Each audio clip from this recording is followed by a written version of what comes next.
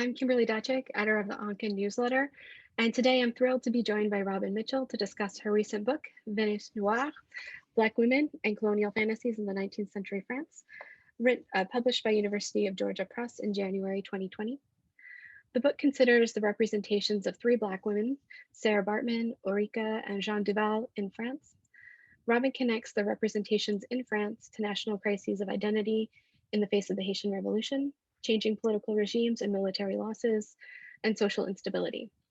Robin is an associate professor of history at the California State University Channel Islands. Thank you so much for being with me today, Robin. Thanks so much for having me. I really appreciate it.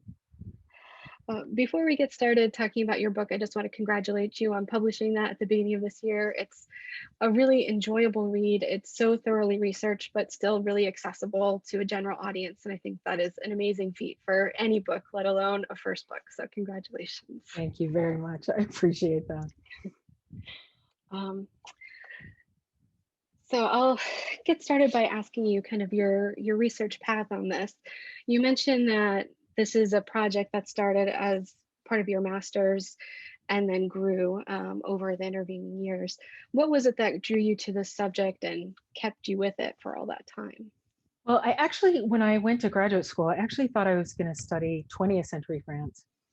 And I thought I was going to study Josephine Baker, who appears very briefly in the conclusion of the book. And so I thought I was really interested in Josephine Baker as a type of racial marker for modern day French people to talk about Blackness. And so it was through studying Josephine Baker that I started moving backward into the 19th century. This idea of, I wanted to understand why 20th century white Frenchmen and women thought they understood Josephine Baker. And what I realized is because they've had these earlier examples to sort of draw upon. So it was really a question of saying, Josephine Baker makes sense in ways that wouldn't have if Sarah Baartman or Ulrika or Jeanne Duval didn't exist. Within the preface of the book, as you kind of talk about the beginning of the project, there's the story, you conclude the preface with the story of you alone in a room at the Musée de l'Homme with the plaster cast of Sarah Baartman's body. And you hold her hand and promise, I'll try not to screw this up. And it's such a powerful and vulnerable way to end that preface. Why was it important for you to start the book that way? The preface was really important to me.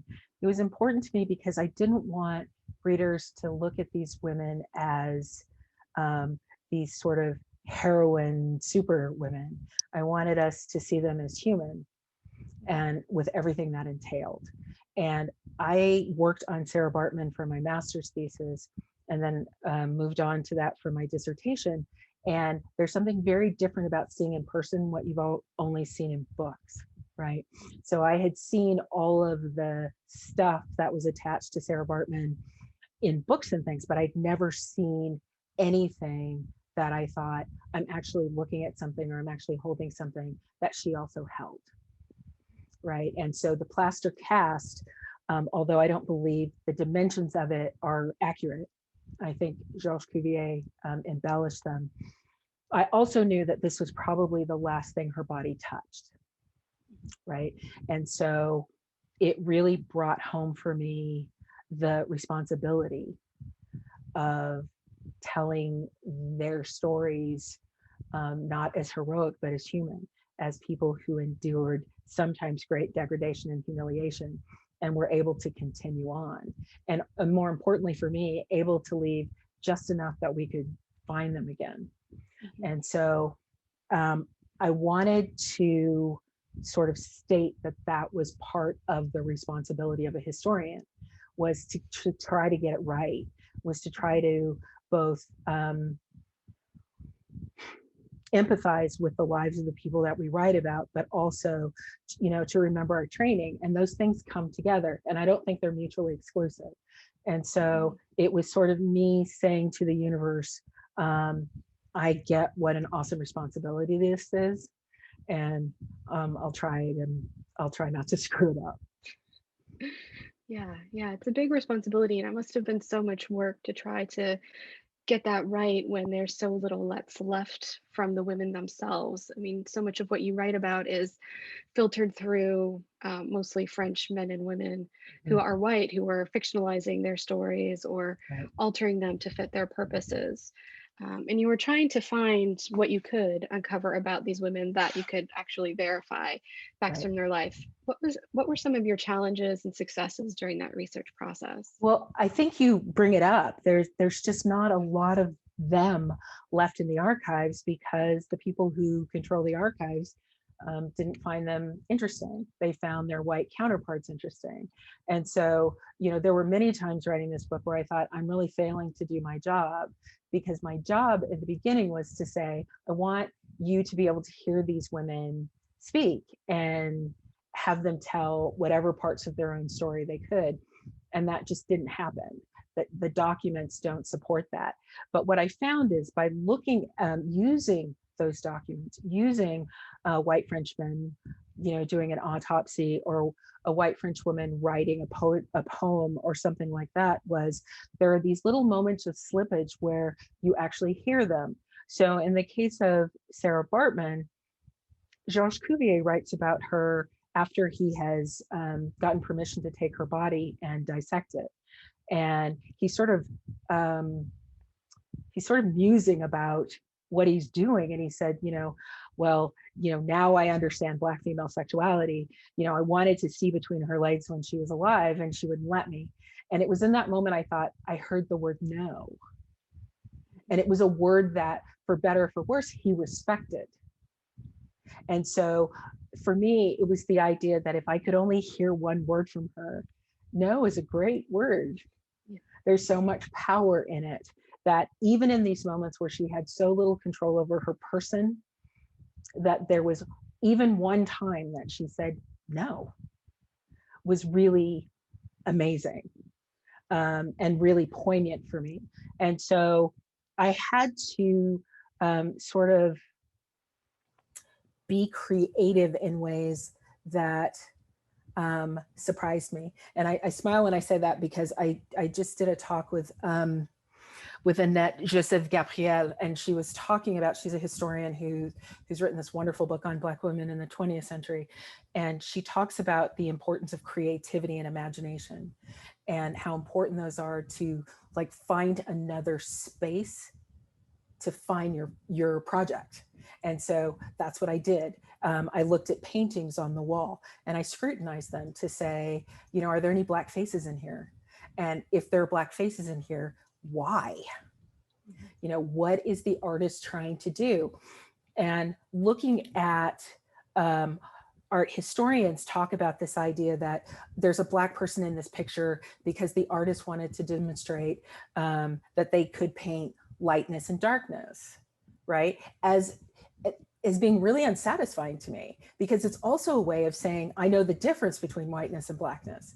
And that's what I wanted to try to get at. So it was looking in places where I wasn't really sure if I was going to find anything, and pulling from archives that had more than one piece of paper about a Black woman or a woman of color. Right. So it was trying to do all of those things. But I tried to use the archives because that's what I'm trained to do. But I tried to help myself read them differently. Mhm. Yeah. Yeah. And I really appreciated that as I was reading your book and seeing the places where you talked about the paintings or the drawings. And sometimes it's so hard to notice. The shading is just slightly different on Right. the woman that's supposed to be from Haiti, or it's so subtle and it's easy to overlook that when they're in the shadows already and not Exactly. have that stand out. And so it was so helpful to have you point that out and really make a reader grapple with, okay, what does this actually mean that there's a Scotsman and Mhm. another woman who's not even looking at Sarah Bartman? And Right. what is this saying about this moment in France and kind of what's at stake when they represent. Absolutely. And part of what it's saying is that Black womanhood corrupts everyone who comes into contact with it. I mean, part of this book is sort of looking at how French national identity changes from the beginning of the 19th century to mid 19th century. And also seeing that the one thing that remains constant is the illegitimacy of a Black woman to be part of the French body politic, that they're never going to be French enough to be French. And so it helped me understand why they were so important to white French men and women trying to articulate who they were after the Haitian Revolution. Mm-hmm. Yeah, and I really liked how you pointed out all of the discrepancies in the way that the white people were describing these women, and they would bring in elements from Haiti or Africa, whether or not they actually applied to these women who, exactly. Jean Duval, like born in France, and yet like thinking about coconuts. And, exactly. like, what? And also thinking about this idea that, when people are writing about the three women that I talk about, one of the things that's always fascinating to me is how quickly, no matter what their training is, no matter how they were brought up, is how quickly they sort of revert to some mythical African status, that they go back to Africa if they don't get their way, as if the idea that manners and culture and behavior aren't fixed within them. It's almost like it's only a performance. And that as soon as they're annoyed or upset, they revert backward.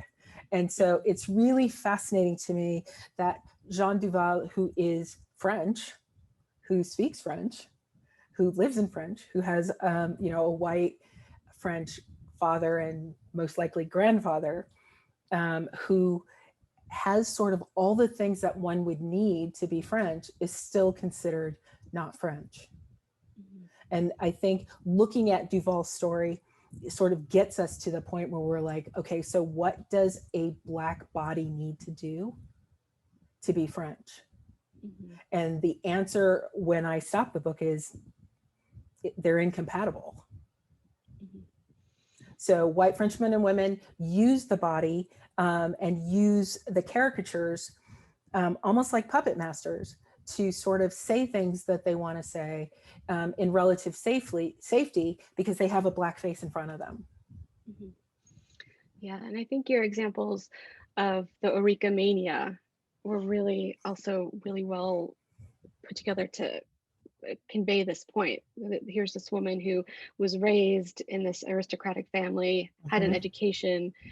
She was born in Africa, but she probably can't remember it. She was so young that she was when she 3, came over. right? So from the age of 3 forward, she spoke multiple languages, apparently.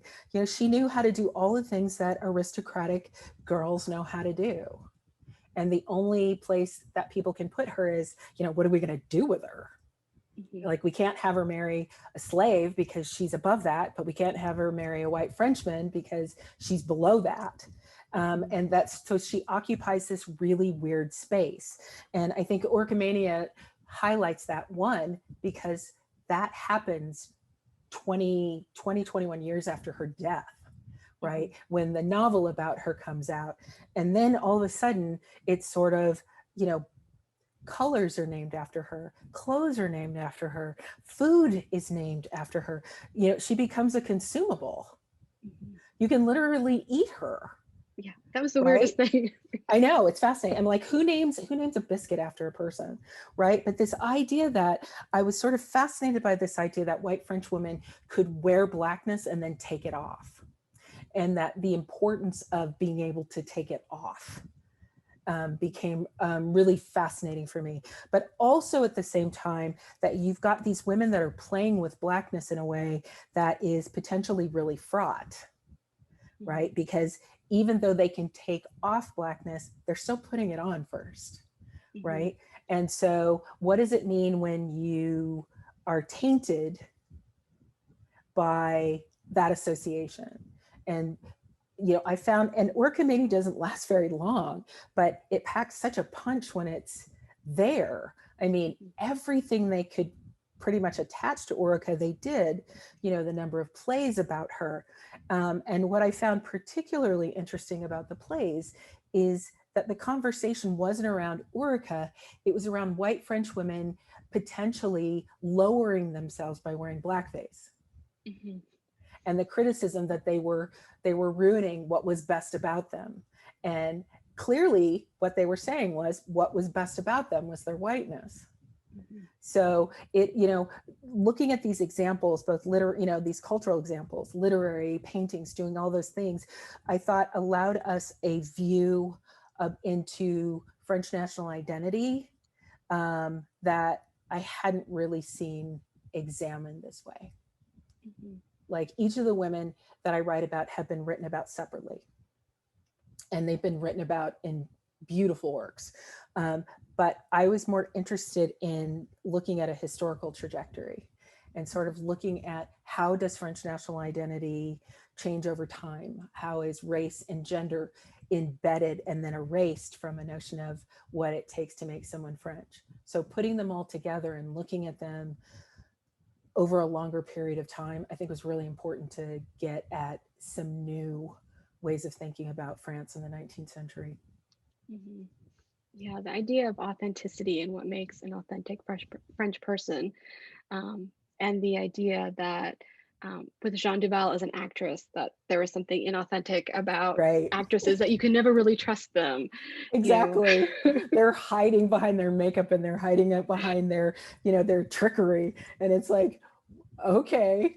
And, Jean Duval is particularly interesting in that the people who talk about her, who are mostly Baudelaire's friends, you know, characterize her as this like whore who just basically, suck the life out of Baudelaire. And when I started looking at the lives of white French actresses, particularly white French actresses that are not that famous, so Mhm. sort of bit actresses, that it's not surprising that they also do sex work.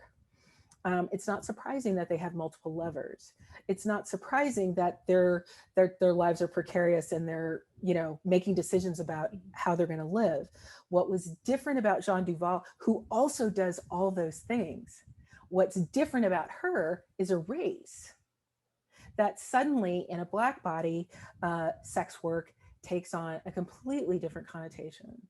That in a Black body, her association with this soon to be great writer becomes suspect.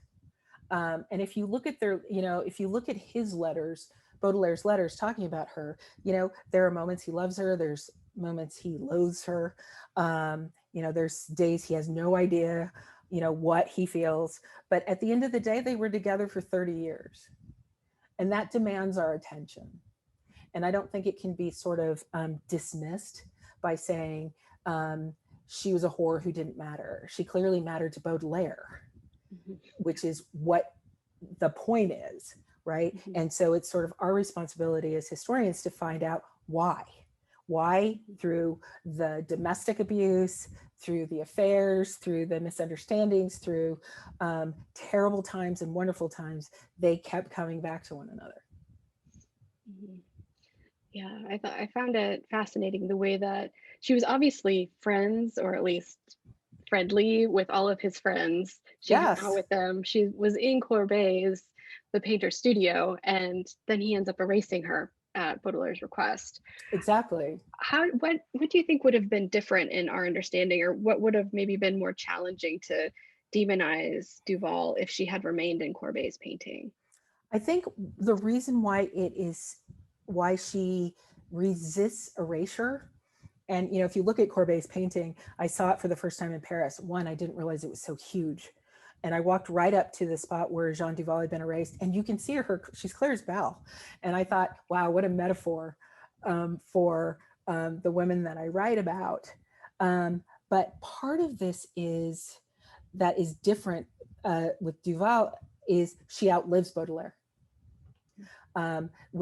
With Sarah Bartman and Ulrika are dead or close to death when representations are sort of made about them and when productions of them sort of move to the forefront. Duval lives, she outlives him. And so he doesn't have the last word. And so in the case of Baudelaire, his friends sort of, step into the gap and try to close it.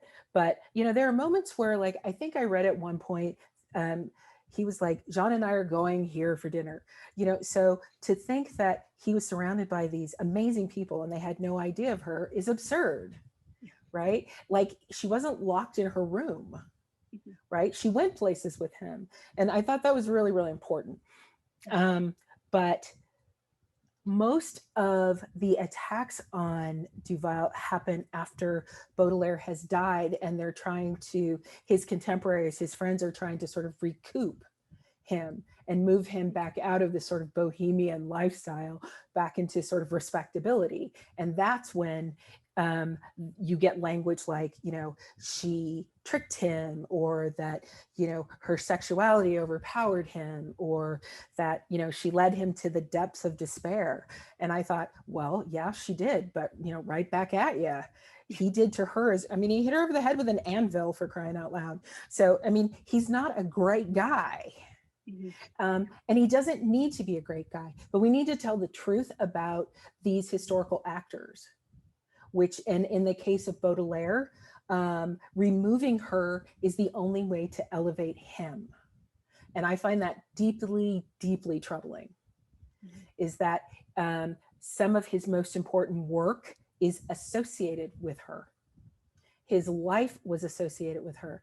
And as much as I hated reading his letters, there are a couple that are very poignant that speak very clearly about his love for her. He begs his mother to look after her. His mother says that she will, and then she doesn't. And so she ends up apparently in obscurity, ill and injured. She was disabled by a stroke, I think. And so, but she still outlived him. And so she always, like in Courbet's painting, she's always just there enough that you sort of can't be completely dismissive of her. And I love that. Yeah, I think that's a great point. Like, this relationship that Baudelaire had with Duval is complicated, and by erasing her, we're able to understand him in a different way. But by erasing her, we completely miss huge aspects of him. And by erasing all of these women, we're erasing huge gaps in knowledge of just what it was like in France at that time. And so it's not just a disservice to those women, but just to our understanding of history as well. Absolutely. And at the end of the day, what I hope people get out of this is that 19th century France doesn't look the way they may think it does.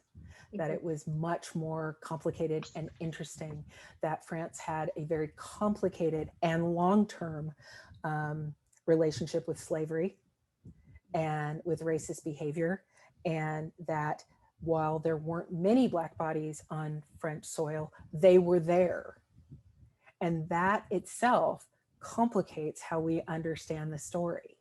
And so when I was talking about them, I thought to myself, they had a patisserie they got bread from, right? People in their neighborhood saw them, and that changes fundamentally how we think about spaces, that they occupied these spaces, sometimes in the case of Duval, for a very, very long time, right? And Ulrica wasn't, unlike the fictional Ulrica, was not sequestered in a nunnery. Duras' friends talk about, this Black child crawling all over them, and how, annoyed they were about it, but that it also allowed them to see their own whiteness. They could compare their skins. So you can't talk about famous or even everyday French people and not think about all of the people that were coming into contact with them. Yeah. Thank you for opening up our eyes and filling up the story and making it a little bit more complete by sharing the stories of these three women. Thank you very much for letting me talk about them. I appreciate it. No, I've really enjoyed it.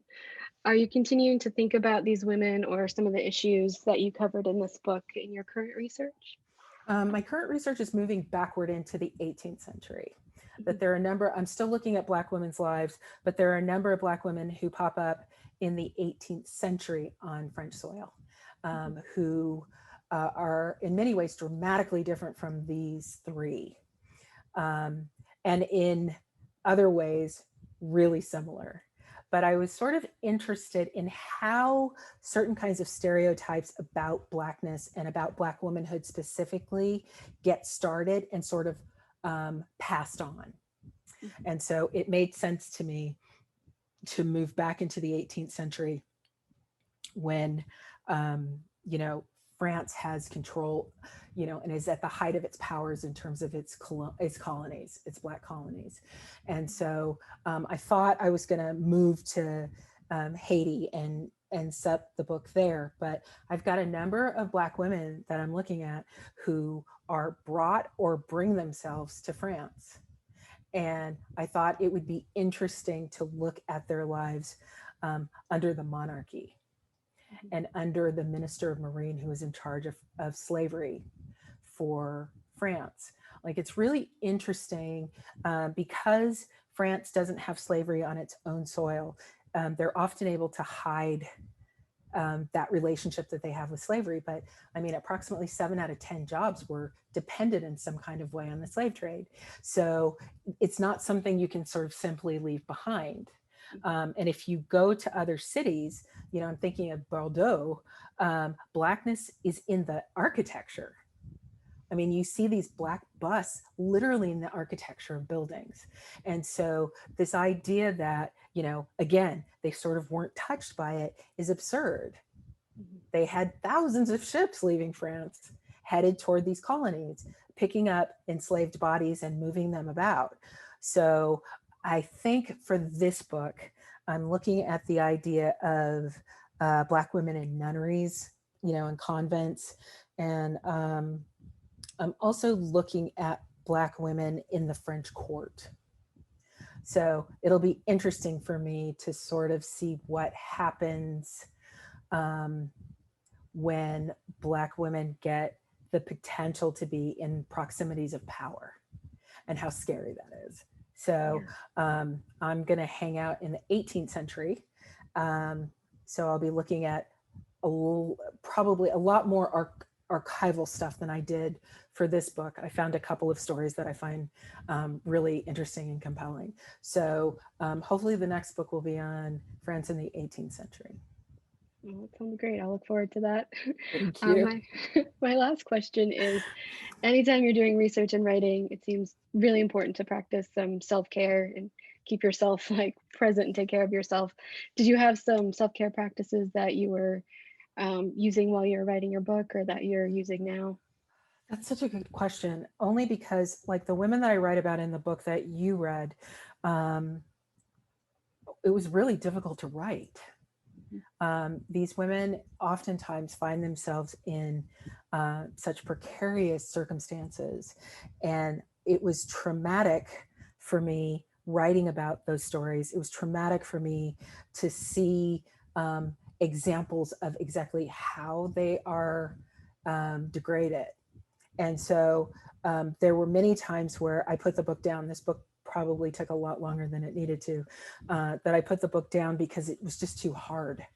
It was too hard to see genitalia on a board, you know, or, you know, naked bodies that wore spectacles. That was really hard. And so I took lots of breaks. I don't think I took as many as I needed to. This book actually was supposed to have another chapter in it that will appear as the last chapter in the next book. And part of the reason that I didn't include it was I found it later in my writing, and it is about an alleged torture. And even though I'm about 92% sure the torture didn't happen, I was reacting to the narrative as if it did. And so, and, you know, it's got, you know, pokers on the breasts and sexual terror and physical assault. And I couldn't do it. I needed to stop. And so I think for this book, the next book, I'm going to be much more mindful of the actual toll that it takes on your psyche Mhm. to spend in such sadness. But I also, like I said at the beginning, felt like my sadness or my residual trauma was nothing based on these women's lives. And so I needed to just get on with it. So that kept me going for a really long time. But I think I'm going to be a little bit more mindful this time. Yeah. Yeah. Well, I hope you are able to find some time away with this difficult work, because I think the work that you're doing is really important, Thank you. and it needs to be out there. So I thank you appreciate so it. Thank you much. so much. Thanks for talking to me today. And My pleasure. for anybody watching, you can have Venice Noir all of your own. You can go to University of Georgia Press to order it, or go to your local bookstore. Thank you so much, Robin Mitchell, for being with me today. Thank you.